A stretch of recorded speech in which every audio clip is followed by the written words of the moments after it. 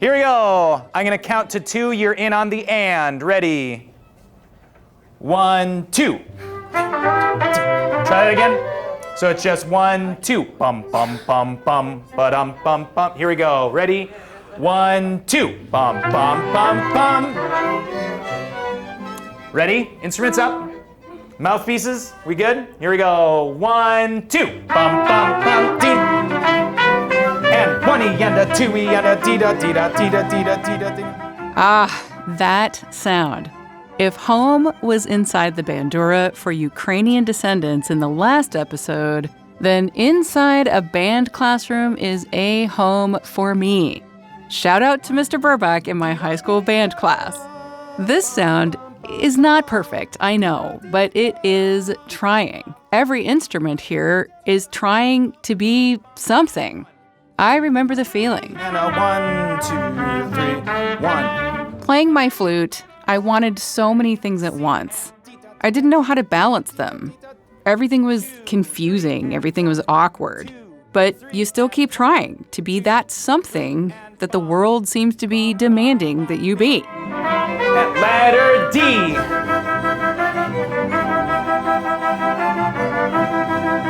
Welcome to band class.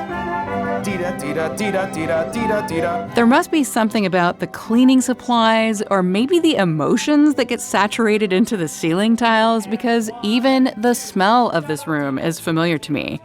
Let's get an introduction from the teacher and director, Brett Noser. Hello. Hi. Nice to meet you. Nice to Brett meet Noser. you, Brett. Awesome. Glad to have you here. What are we gonna see here tonight? We're going to be seeing a rehearsal of Los Mariachis de la Ciudad Estrella. This is our second year. It's an all-city ensemble. The Mariachis of the Star City. Brett has that smoothness with kids that is just a joy to watch. He does that thing that great teachers do, striking a balance between fun and business. 3, 4, 1. 1. No. Where? Volver. That one. And sing it better than I just did because that was awful. Here we go. Try it. When you're teaching and coaching the ensemble, how different is it from how you might coach another ensemble here? I would say it's a lot more laid back than normal. There's a lot more relationship building, social butterflies. How did that go? Bad? Okay. I want to take a moment to describe the entryway of Lincoln High School where this band is taught. It is covered with rows and rows of flags from the different countries of current students. The website for Lincoln High cites 49 different birth countries of students and 42 different languages spoken inside the school. This is reflective of the growing city I know. Even so, this is only the second year of Los Mariachis de la Ciudad Estrella. Their scene is unique. In other states like California, Nevada, and Texas, mariachi band in high schools is a common thing. You were talking about how this is just a regular part of curriculum at a lot of schools in some states, but it seems like it's new here. Why is it important to have it here in Lincoln? I would say it has to do with our demographic, but it's also the importance of everybody's music culture is being shared. And then it just changes like versus all this. Yeah. I got to speak with some band members, including these two lovely girls, Hannah and Cindy. Circle that one. Oh my god, that's so easy. Oh my god. I'm going to circle that. That's Cindy reacting to a mistake she made reading the music. Cindy and Hannah sing with the band, and during practice, they just fall into this comfort zone, laughing and goofing. Here's Cindy. She's a senior at Lincoln High, but only 2 years ago, she was living in Honduras. I want to know what you think, Cindy. Why is it important to have Los Mariachis in Lincoln? Okay. I think it's more important because more Latinos, they know your culture. I am from Honduras, I know. So I am mariachi. This is not my culture, but I love it. Yeah. I am try everything about other cultures. These two girls, they just made me beam when I talked to them. They remind me of being a band nerd. Why are you in this ensemble, and what other kinds of groups are you in? So other than Cindy, I have been singing all my life. I always wanted to be a famous musician. I want to be Selena Gomez, Katy Perry, everybody. That's Hannah. She's an 8th grader. She has braces, and they are adorable.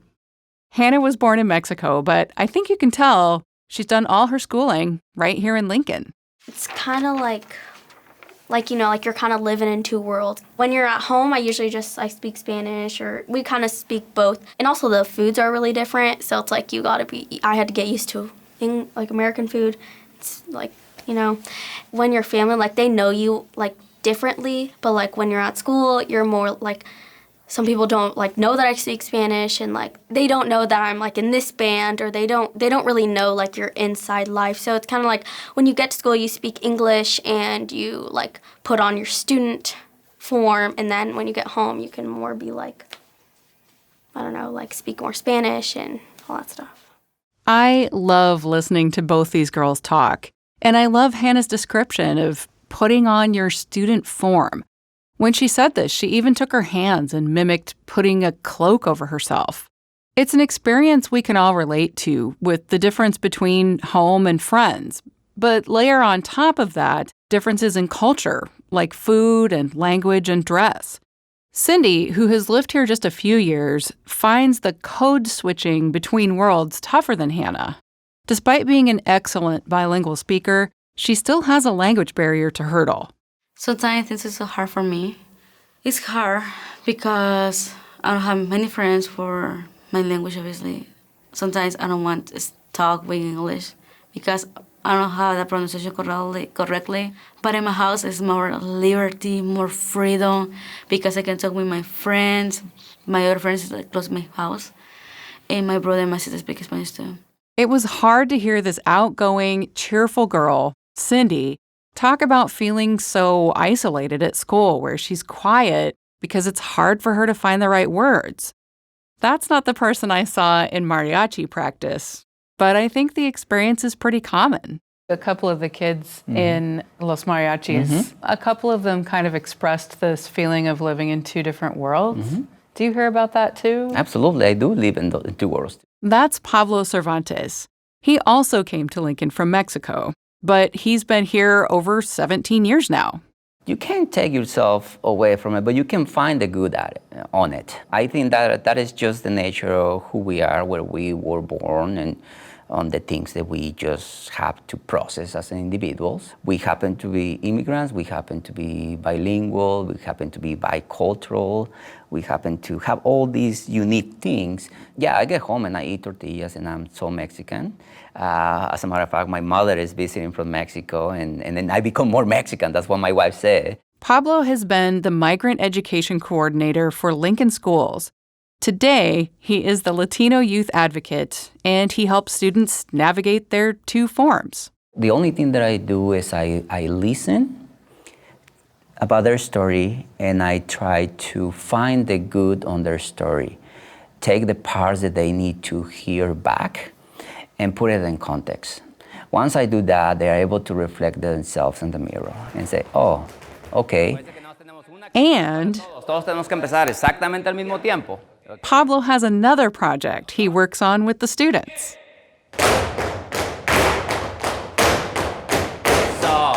This is a Mexican folkloric dance class. It seems like you have such a rapport with the kids. We do. This is the main thing of the dance class. It's all about connections. And I think dancing is just a way to get that connection.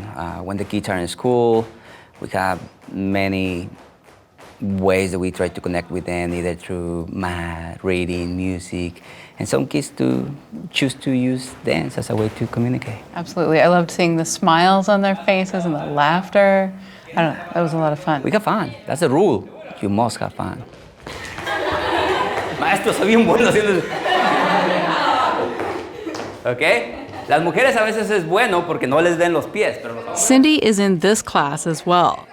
It is hard to imagine her as the quiet person she described.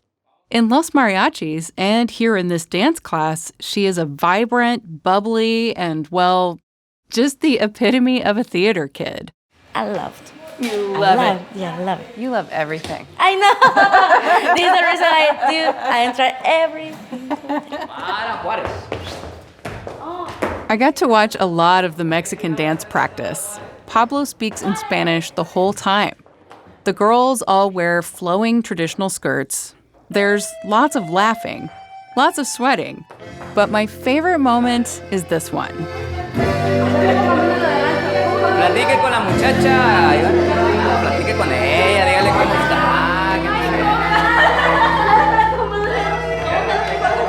It's like the beginning of a play before the dancing begins.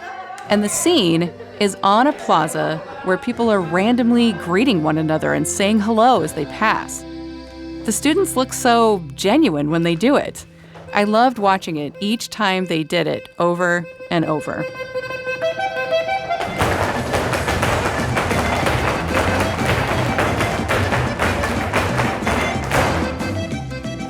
My goal is that they make the best out of the two worlds that they have. That's my goal. But there are a lot of students that are struggling, and there are a lot that haven't found their identity.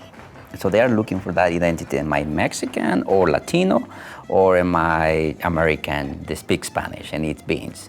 What am I? And I like American football. I love the Huskers. I like McDonald's, okay? All these things that I get home, and there is soccer and the TV. There are beans on the table and tortillas.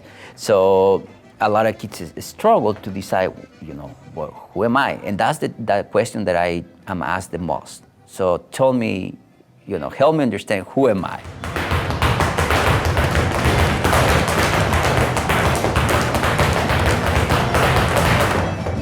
Next class. Bye-bye, gracias, adiós. ¿Todos tienen las hojas? And Pablo knows understanding who you are when constantly borrowing and discarding from two different cultures takes time. I was just like any other immigrant. I was just given the opportunity. I was given the right nutrients that I needed to flourish. And then now I'm given the fruits. I'm given what I have learned, what I was given to me, I'm given to the kids, and hopefully they will give it to somebody else. So home is here. And once you've found home, that's when you can start sharing your home with others. That is what Pablo is doing. And it spreads.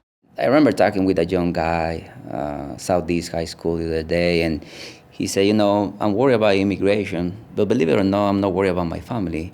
I'm worried about my friend, and his friend is from Iraq. So he was worried about all this that is going on in regards to immigration and whether or not his friend will be okay. And that was a shock for me, because he's not thinking about immigration as it relates to our culture, but rather he's kind of spreading to, the other people that live in our community. So that was pretty interesting. 3, 4, 1, 2, 3. Cariño. Back at Los Mariachis, Brett is getting the band ready for the first public performance of the school year. This might be a situation that you run into as a mariachi. This performance is for the Lincoln Latino Festival. It is time to represent.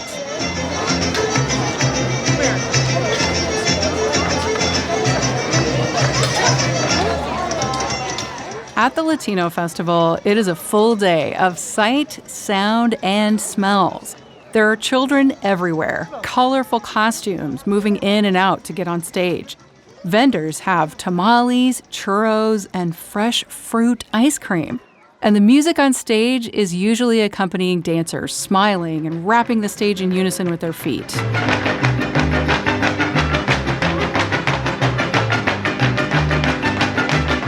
Los Mariachis take the stage. There's that awkward moment when students are getting their stands and instruments ready.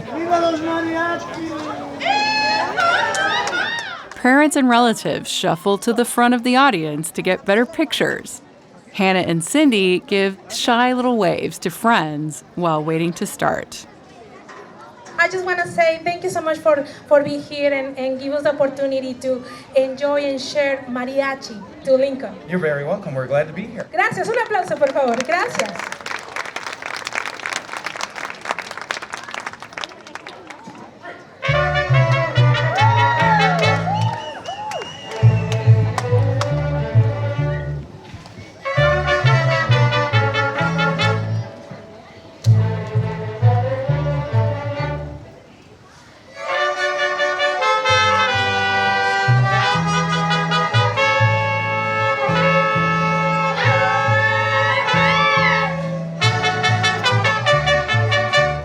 Is this music technically perfect? Of course not.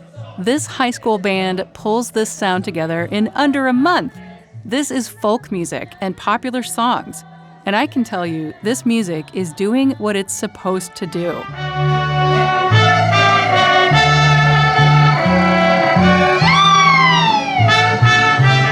I want you to see this scene. Parents are beaming. The students look amazing, wearing matching moños, the wide, elaborate bow ties of the mariachi. When we put on our moños and everything like that, their posture is a lot taller. Go to plainstorypodcast.org to see.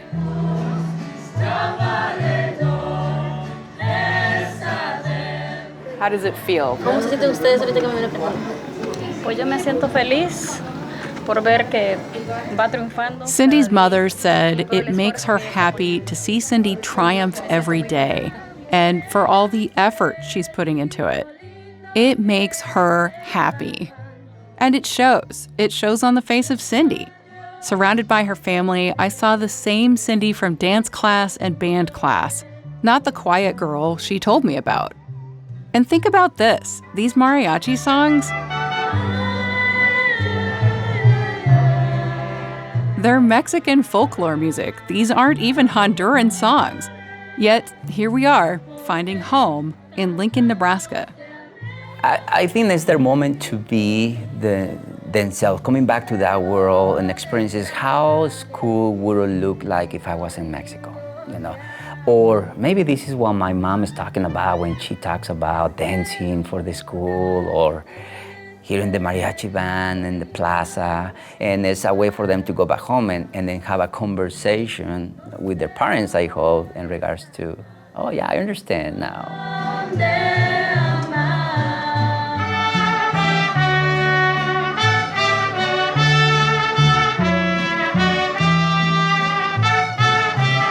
The Plain Story Podcast, The Sound of Home, is produced by NET Nebraska. I'm your host, Genevieve Randall. Our producer is Brian Seiferlein. And our associate producer is Monica Starr. Our field audio is by Emily Kreutz, Nathan Toddhunter, and Andy Bigham.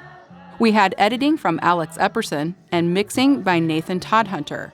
Our graphics are by Joe McMullen.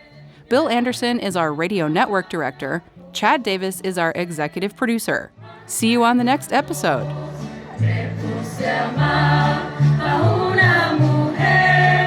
Con la ilusión